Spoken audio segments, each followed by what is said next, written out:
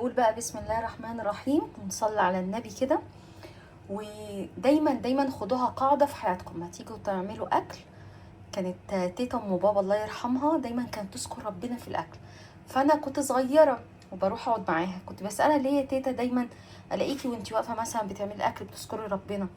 تقول لي يا دينا الأكل اللي بيبقى فيه ذكر الله بيبقى زي السكر، حتى لو انتي عاملاه وانتي تعبانة، حتى لو انتي عاملاه وانتي مالكيش نفس، الاكل سبحان الله بيبقى سكر. وهي اصلا اكلها كان مش سكر بس، ده كان شهد. الله يرحمها ويغفر لها. وهقول لكم على التركايه كمان. دايما مثلا لما تيجوا تطبخوا اقعدوا كده مع نفسكم 5 دقايق بالظبط، مش هياخد منكم اكتر من 5 دقايق. يعني على سبيل المثال انا النهارده باذن الله هنعمل الفته، بقعد كده اقول انا محتاجه ايه للفته؟ السمنه، الزيت، العيش. بصوا هتلاقوني بحط المكونات اللي انا هستخدمها، لدرجه ان انا بحط الحلل. عارفين الحلل والاطباق مثلا؟ يعني الحله دي انا هعمل فيها الرز، الحله دي مثلا انا هعمل فيها الصلصه، ده انا قطعت فيه ايه؟ العيش. تمام. المكونات كلها بقوم مجهزاها حواليا، ولو نسيت مكون 2 ما بقاش بقى ايه اقعد الف حوالين نفسي واقعد ادور في المطبخ والكلام ده هو، وممكن انادي حد يساعدني. لا، انا مكوناتي قدامي، لو حاجتين نسيتها ما تاخرنيش.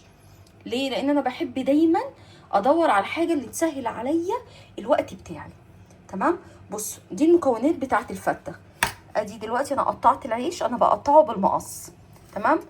للاسف احنا عندنا في موضوع الفته دي بيقرفوني شويه. عندنا هنا في البيت في فريقين، عندنا فريق بيحب الفته اللي هي عيش وبعد كده رز والحاجات دي كلها، وفريق رز وصلصه بس. ما بيحبوش المكون اللي هو الاساسي اصلا بتاع، مش عارفه ليه بصراحه، مع انه بيبقى طعم جدا، اللي هو العيش. ده انا دلوقتي حاطه عليه سمنه اهو، وهقلب وهبدا ادخله الفرن.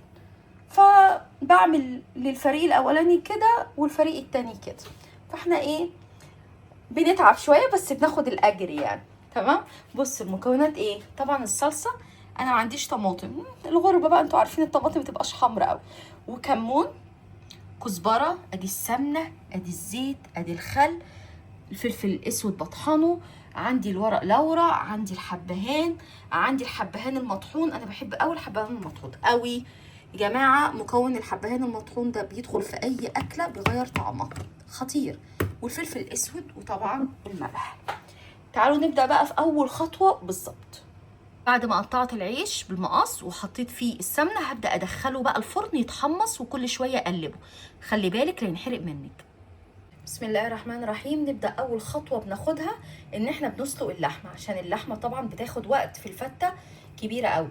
وغير كده أنا بعوز برضو إن الشوربة أعمل بيها الفتة. فأنتي أول ما بتبدأي على طول الفتة، ابدأي على طول اسلقي اللحمة. بصوا يا جماعة، اللحمة ما بتتغسلش، زي الكبدة بالظبط. اللحمة أنا بعملها إزاي؟ بصوا المية إيه؟ الشوربة بتاعتها زي الفل إزاي؟ فل كده. بصوا انا بحب اللحمه الموزه قوي، بعشقها. يا ماما، بعشق اللحمه الموزه. شايفين الشوربه؟ اللهم بارك، الله اكبر، زي الفل ازاي. اقول لكم السر بقى ازاي انا الشوربه بتاعتي، اعملوها ورايا وهتاخدوا احلى طعم الشوربه في الدنيا. بجيب اللحمه زي ما هي، وبقوم مثلا معلقه ميه وتغلي، واحط اللحمه مسافه بس ايه ما تطلع الريم بتاعها او الشوائب اللي بتبقى ايه على الاحرف دهية. تمام. وببدا اصفيها واغسلها بميه سخنه، ما تغسلهاش بميه بارده، واغطيها، واكون انا بقى الناحيه التانية مثلا على الكتل معلقه على ميه ايه للشوربه اللي هي الاساسيه. كده يعتبر انا غسلت اللحمه بس بطريقه صحيه، وما ضيعتش حلاوتها، وطعمها شهد مكرر، سكر والله العظيم. تمام. وببدا بقى احط ورق اللورة، ببدا احط مثلا الحبهان، ببدا احط لو انت عايزه قرنفل حطي 2 قرنفل مثلا، الفلفل الاسود، الحبهان اللي هو المطحون، هو ده اللي انا بحطه. وبعد ما تستوي نص سوا بقوم حاطه ايه؟ الملح. بصوا الشوربه نضيفه نظافه زي القشطه. هي دي سلق اللحمه اللي انا معتمداها من سنين يا جماعه. مش عشان احنا مثلا في الغربه فاحنا بعمل كده عشان خاطر برضو اللحمه ما بتبقاش زي اللي في مصر وكده. لا والله، اي حتى لحمه مصر، اي لحمه انا بجيبها بعمل فيها كده. يا نهار ابيض، جربوها بس مره ورايا وهتدوقوا الطعم الخطير. نبدا بقى الخطوه اللي بعدها، خطوه ايه؟ الصلصه. انا عارفه ان كميه التوم كبيره، فانا هعمل كميه صلصه اكبر. فهقوم عامله ايه بقى؟ اللي هيتبقى هقوم حاطاه في الفريزر، اعوزه بعد كده في اي حاجه تانية، مش هيخسر. بحيث ان احنا لو عوزنا نعمل فته بعد كده مثلا، اهي ايه، تبقى الصلصه جاهزه عندنا. اثبت يا عمي الحاج، رايح فين؟ اول ما التوميه تصفر هبدا ايه، على طول اقوم طشها بالايه، بالخل.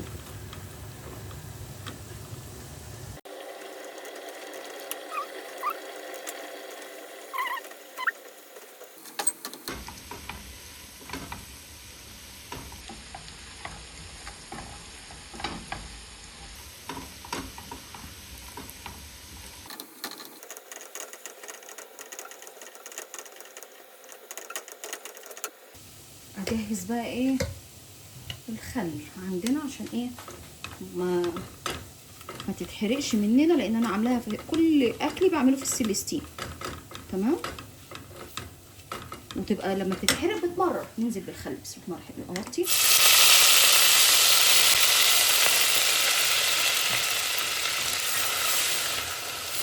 شامين الريحه؟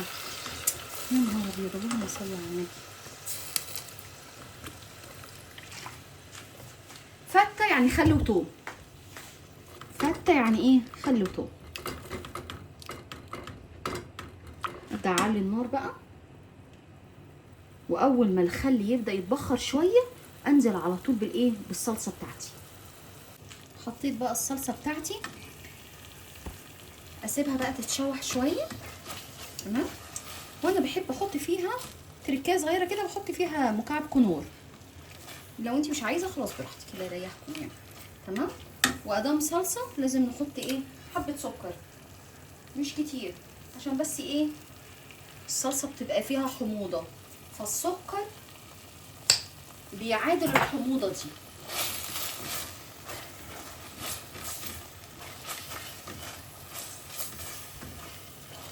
انتوا شايفين كده ولا ايدي اللي باينه بس؟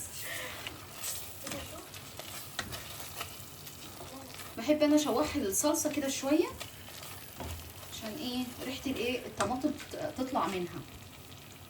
تمام. ممكن بقى اقوم حاطه بقى ايه، كزبره. بسم الله الرحمن الرحيم.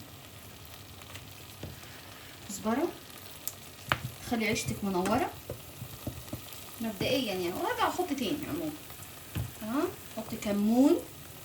في ناس كتير ما تعرفش موضوع الكمون ده، بس ماما الحاجه اللي هي يعني ايه، حماتي، هي اللي بصراحه معرفاني الموضوع ده، وتحفه. بتخلي صلصه الفته بتروح في حته تانية خالص. ودايما انا بحب احط الايه، الفلفل الاسود اللي هو بطحنه، بحب احطه اللي هو ايه، فريش كده طازه. تحفه تحفه. انا طحنت الفلفل الاسود دي حكايه. الفلفل الاسود لما يبقى مطحون طازه احسن ما بنجيبه ونقعد بقى نطحنه في البيت والكلام ده. انا ما بجيبش من العطار ابدا فلفل اسود اللي هو مثلا جاهز، لا انا بجيب الفلفل الاسود اللي هو الحب،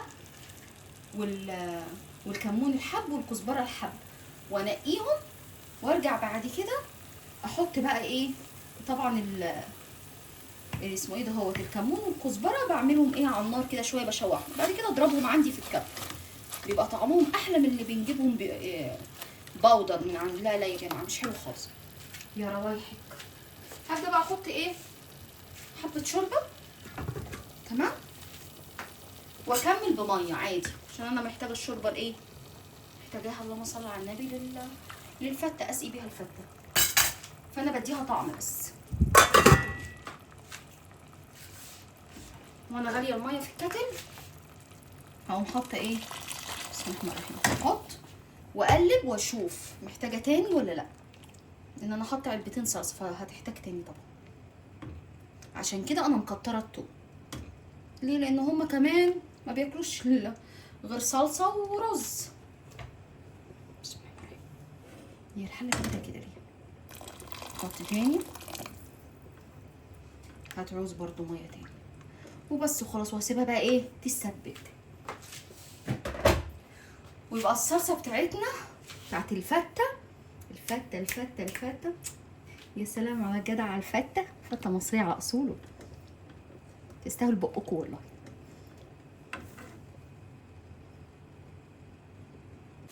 خلاص الحمد لله الصلصه سبكناها. ندخل على خطوه الرز.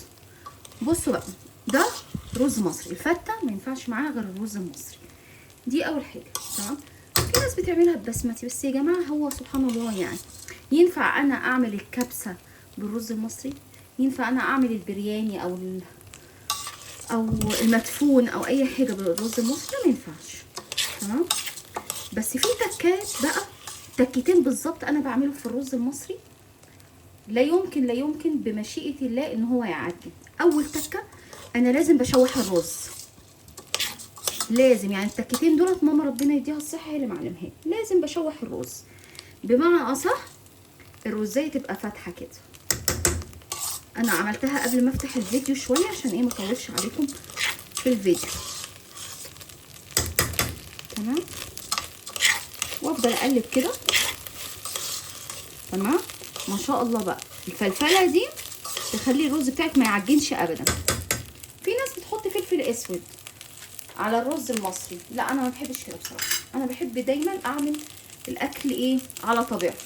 تاني تكايه، ميه بتغلي من الكاتل. بسم الله. الميه لو ما كانتش بتغلي الرز ما بيعجنش، بس في اغلب الاحيان بيعجن برضو. تمام. بس الميه اللي هي من الكاتل بتخلي الرز يبقى مفلفل، دي اول حاجه. تاني حاجه ما يعجنش. تالت حاجه بيستوي بسرعه. يعني بمعنى صح لو انت موظفه وراكي حاجه مستعجله على الاكل، ما شاء الله تلاقيه على طول استوى، يعني مفيش. محتاج تاني ميه.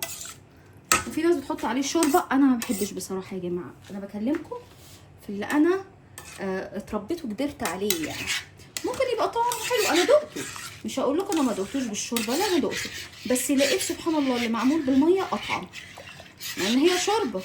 بس هو سبحان الله الشوربه للطبيخ مش للرز.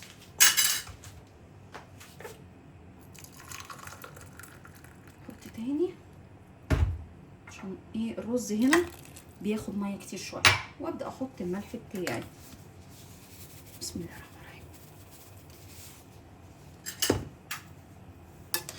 الرحيم. يلا بينا بقى نبدا نطبق ايه، نطبق صينيه الفته. تمام. تعالي نمشي كده على جنب. اوكي. بصوا دي الصينيه اللي انا دخلتها الفرن وعملت فيها ايه وشوحت فيها العيش. تمام. طبعا فيها سمنه، فاحنا حرام ليه نرميها؟ لا هنستغلها. هقوم انا حاطه فيها الشوربه. تمام. واللي هحطها على العيش. بسم الله الرحمن الرحيم. فهاخد بقى ايه السمنه تسيح. ايوه يا جماعه، يعني ايه نحاول على قد ما نقدر ما نرميش، كلها نعمه ربنا وكلها نتحاسب عليها. اذا كانت كلمه، الحرف، كلمه مين، الحرف هنتحاسب عليه. شحال بقى ايه لقمه ربنا مديهالنا، ده لازم نحافظ على كل شيء. فاكرين لما انا كنت بعمل الصلصه وقلت لكم ان انا بعمل حبه كبيره من الثوم؟ انا بقى ايه اتعلمت من ماما ايه، بتجيب الثوم بعد ما بتحمره وتحط عليه الخل وتخدعه، يعني بمعنى اصح كده، تحطي مثلا كبشه شوربه، والطبق ده بتقوم هي عامله فيه ايه، تقوم حاطه على العيش حبه كده. انا بحبها قوي قوي قوي. بصوا بتدي طعم للفته مش طبيعيه. وابدا كده انا عامله طبق على قدي انا ومايا، لان مايا بتحب الفته. انما احمد ومحمد ما بيحبوهاش للاسف. بسم الله الرحمن الرحيم. عشان ايه؟ هتبقى سخنه. بسم الله الرحمن الرحيم. خلاص انا خدت السمنه بتاعتها، اقدر دلوقتي احطها فين؟ في الحوض بقى خلاص عشان ما احسش بالذنب. بسم الله الرحمن الرحيم. هحط شوربه تاني. انا بحب شويه في الفته العيش يبقى ايه؟ مستوي. مش هقول لكم يبقى بايش، لا مستوي. عايزه احمر اللحمه على الناحيه التانيه، هي هقلبها بس ثواني.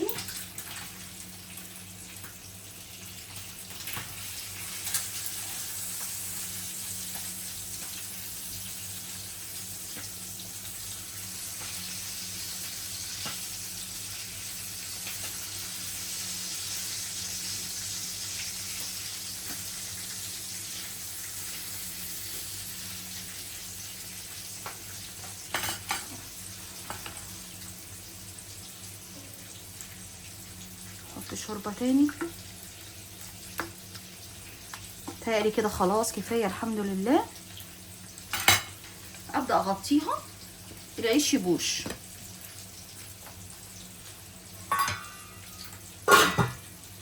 اسيب العيش يبوش وبعد كده ننقل على الخطوه اللي بعدها.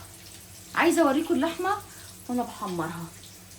بصوا اللحمه بحمرها بسمنه، وممكن تحطي زيت او تخليها ايه سمنه ساده وملح وفلفل، وحمريه بقى على الجهتين ويامي يامي. معلش استعجلنا بقى على الاكل عشان خلاص ايه ابو حميد جه من ايه من الدوام بتاعه. فاكرين اللي هي التبوله بتاعه التوم؟ رجعت حطيت تاني لما حطيت الرز.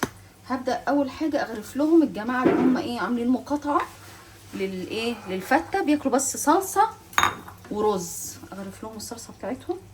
بسم الله الرحمن الرحيم.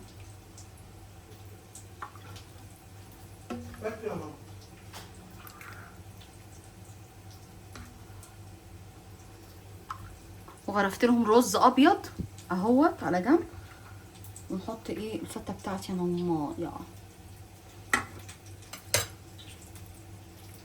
يا سيدي يا سيدي، روايح خطيره. قلبنا البيت النهارده الفيلا اتقلبت. لا الصلصه ريحتها تروح. بسم الله الرحمن الرحيم.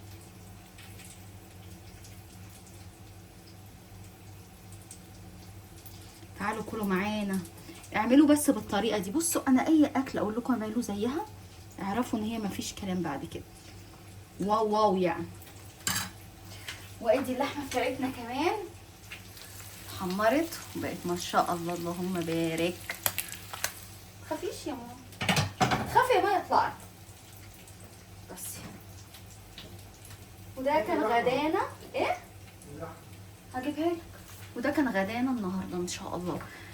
الف هلا على قلوبكم وعلى قلوب كل اللي هياكل واللي جرب واللي هيجرب واللي جرب، لان انا كنت حطاها برضو قبل كده في فيديو من الفيديوهات، بس المره دي عملتها بالتفصيل الممل. تعالوا شوفوا بقى معايا. بس احنا قافلين الشباك لان درجه الحراره صعبه جدا في الاربعينات كده. بصوا بقى كورنيش الدوحه وجماله يا جماعه. الميه هنا سبحان الله تبارك الله. شويه تلاقوها يعني زرقاء وشويه تلاقوها خضراء، فسبحان الله. هنا ميناء الدوحه القديم. تمام. هوريكم منطقه الاعلام ايام كاس العالم. كنت اتمنى ان ايه ان مصر تبقى موجوده، بس الحمد لله كل شيء نصيب. بصوا دي منطقه الاعلام، فيها كل الاعلام اللي كانت مشتركه في كاس العالم 2022. صح يا احمد؟ بقول صح ولا غلط؟ كل البلاد كل الدول اللي كانت مشتركه هم حطوا العلم بتاعها. بس تحس ان الاعلام بهتت كده. بصوا ما شاء الله النخل من الشمس هنا قوية جدا ما بتهزرش. شمس الخليج ما بتهزرش. بصوا بقى هو فين البلح؟ ليه النخل ما فيهوش بلح يا احمد؟ واقع على الارض اهو بس لسه ما استوعبش. بس ما فيش فوق. لا صغير. استنى اما اكبرها كده. صغير واقع على الارض. سبحان الله.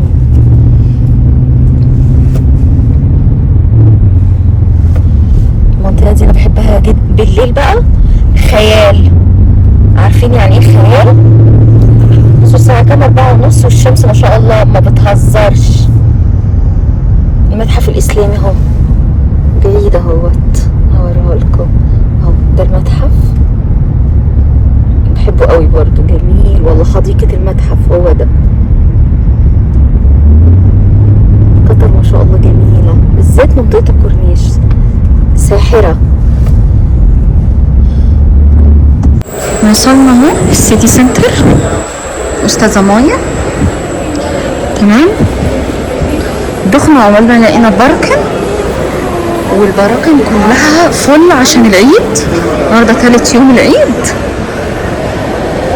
وصاحبتها جايه يا عيني في المترو. باباها ومامتها قالوا لها روحي المترو واحنا هنروح احنا مول تاني. ادي السيتي سنتر اهوت، حاول ابقى اصور لكم فيه مقتطفات كده، بس يا رب صوتي اصلا يبقى مسموع يعني. بصوا عاملين ايه عشان الاحتفالات. بصوا الفراشة دي شكلها جامد،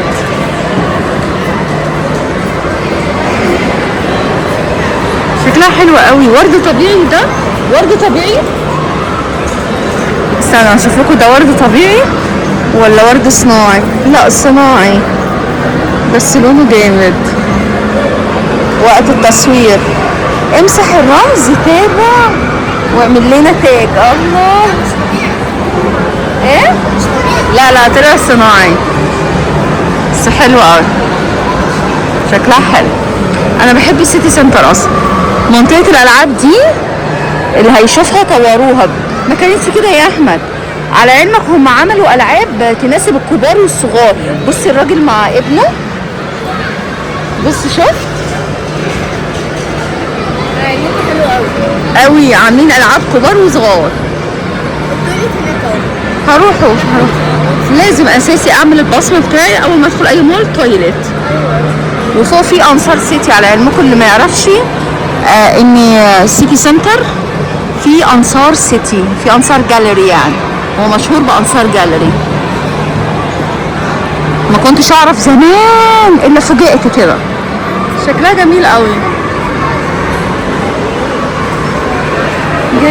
جميلة. يبقى نجيها بس في يوم ما يبقاش عيد عشان ما يبقاش زحمة قوي كده. أريدو فين؟ أريدو صاحبة مايا جايبها عند أريدو اللي احنا جايين خصوصا عشانها. بابانا دايخ شوية. الطرحة انقلعت، بس يا نهار أبيض على الطرحة دي. استنى اشوف الطرحة. عايزه اقول لكم انا كان نفسي ان انا اصور جوه السيتي سنتر، بس اولا زحمه موت. بس على فكرة فوق رايق جدا. فوق عند انصار جاليري وانصار وناحية لا والله يا ماما انت ما شفتش انصار جاليري. دخلنا برضو الكاشير بتاع انصار جاليري اول مره اشوفه بالطريقه دي. تعرفي ليه؟ اولا البرفيومز كلها ب10 ريال. ماشي بس مش كل الانواع يا ماي. كل الانواع يعني مثلا يعني البرفيوم اللي هو العالمي مثلا اللي هو لا يا ماي مش ب10 ريال، استحاله. لا مش ب10 ريال، اقصاهم العالمي خالص ب25 ريال. عامل عروض تحفه حرفيا. الميك اب سالنا على بلاشر بتاع شي جلام. بلاشر شي جلام ب5 ريال. والله بس مش حاطين. طب انا كنت فوق. لا مش طبيعي والله العظيم. وما يمكن عاملين خصومات بمناسبه العيد وكده. بصوا اول مره نيجي السيتي سنتر يبقى حتى المواقف والسيارات والبراكن زحمه موت. بصوا احنا دلوقتي ابراج. الله بصوا البرج بيعمل ايه، عاملين احتفالات عشان العيد. جميل ما شاء الله، حلوة قوي. احنا ماشيين برضو على الكورنيش بقى. شوفوا بقى انا صورت لكم الكورنيش الصبح صح، ده كورنيش بالليل. ابراج السيتي سنتر بقى هناك. تقول ايه يا محمد؟ بغني. طيب بصوا جميل ما شاء الله، لونه حلو قوي.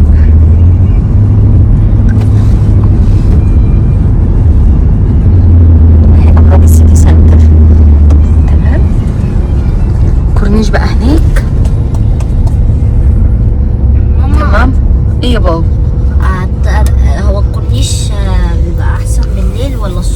لا انا بحب الصبح بصراحه، انا واحده يعني صباحيه، بحب الصبح، بحب الاضاءه، بحب الصبح، بحب اضاءه ربنا جدا. صراحة انا بحب فخر النهار كده العصرية. المغربيه يعني زي ما بنقول. هنحاول دلوقتي في مكان كده بنقعد في مينا الدوحه القديم، صح يا احمد؟ انا مش عارفه هو احمد ليه. يا جماعه قولوا له ما تتكسفش، ما تتكسفش. كسف منين؟ ما بتتكلمش ليه؟ اما اجي اسالك بفكر دلوقتي في الطريق. طريق ايه؟ ما اول مره نمشي في الطريق ده. لا عشان المينا طبعا احنا ايام عيد. ممكن تكون زحمة. ان شاء الله ربنا هي ماي نفسها تدخل المينا بتاعت الدوحه اللي في قطر، عارفينها جميله جميله، ومسيره اصورها لكم الصبح كمان احلى واحلى. طب وطي احنا شويه عشان ايه ما جبناش كوبي رايت. كنت اتمنى اصور لكم، ويعني كنت متحمسه قوي، وللاسف المرور قافل اسمه يمينا الدوحه القديم، لان المرور هنا السيستم بتاعه لما يلاقوا مثلا في تكدس وفي هيبقى في زحمه والكلام ده هوت، ف لا بيقفلوا المكان لحد ما ايه العدد يقل شويه وبعد كده يفتحوه. فللاسف لقينا ايه ميناء الدوحه القديم مقفول، فاحنا دلوقتي في طريقنا للبيت. احلى طريق. على قلب احمد زي العسل، اهم حاجه يروحنا، احلى طريق. اهم حاجه ان هو يروحنا وخلاص. لا والله انا تعبت من الماتش كمان. بص عشان في ماتش الاهلي. انت بقى الساعه كام؟ الساعة 12 بالليل. الساعه 12. انت مش وراك شغل الصبح؟ عادي. بص بقى اهلاوي صميم. وراه شغل الصبح يقول لي عادي، انما احنا مثلا لو بنقول له على حاجه ده الا الماتش. عشان بس تعرفي. طب ليه الكاميرا مبكسله كده؟ عادي عادي عشان الانوار. لا ليه؟ والله عشان الانوار. هنشوفها ممكن. هو ايه اللي عمال واحد عمال يضرب في الاشواط. عمالين دايما اللي بيمسك الشمال فلاشات فلاشات، عشان كده ما بحبش امسك الشمال ابدا في الدوحه. قليلا لما بمسك الشمال. كله بيمشي